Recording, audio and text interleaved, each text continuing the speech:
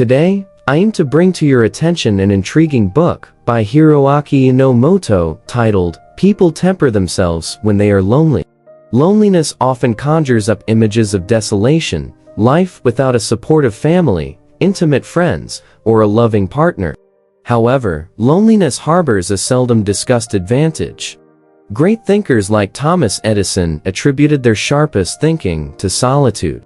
Norwegian playwright Henrik Ibsen regarded the loneliest individuals as the strongest in the world. And Japanese artist Taro Okamoto found value and fulfillment in solitude. History's notable individuals often didn't shun loneliness, but embraced it for self-reflection and the liberty it provided.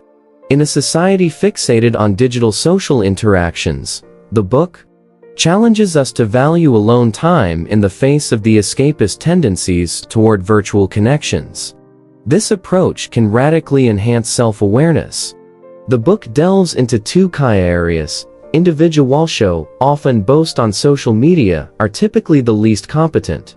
The more individuals seek public approval and participate in trends, the more internal dissatisfaction they likely feel.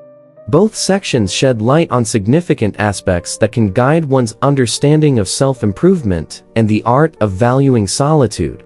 Social media's frenzy, as epitomized by the American term FOMO, fear of missing out, it can be deceiving.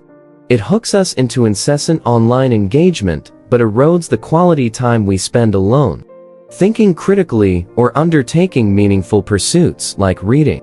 Studies indicate a sharp decline in book reading.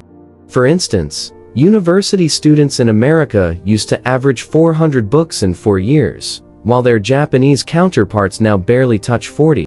Such a trend highlights how our reliance on quick online answers is diminishing our ability to deeply process information and come to our own conclusions. How can we reclaim our introspection and creativity? By altering our consumerist lifestyles and reducing constant interaction, we foster our solitary moments. An interesting psychological phenomenon known as the Dunning-Kruger effect shows that those who overestimate their capabilities usually possess lower actual abilities. This tendency is often mirrored on social networks, filled with shallow boasts from the underskilled. Professional accomplishments and life's richness cannot be substituted by mere virtual validation. Instead of obsessing over online popularity, the book suggests prioritizing deeper, more meaningful relationships with the trusted few. It also encourages independence over group dependence.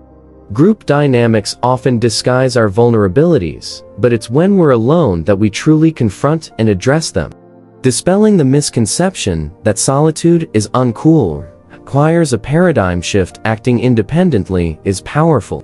It's important to assert our opinions and beliefs, regardless of the crowd. To build authentic, intimate relationships, one must dare to be vulnerable, revealing genuine thoughts and emotions to sustain real connections.